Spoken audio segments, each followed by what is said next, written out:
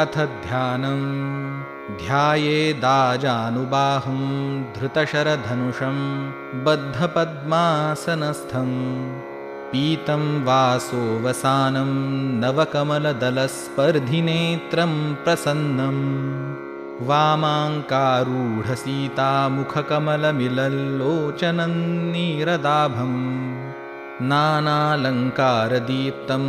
दधतमुरुजटां मण्डनं रामचन्द्रम् इति ध्यानं चरितं रघुनाथस्य शतकोटिप्रविस्तरम्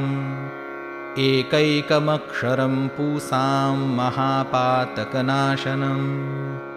ध्यात्वा नीलोत्पलश्यामौ रामौ राजीवलोचनं जानकी लक्ष्मणोपेतं जटामुकुटमण्डितं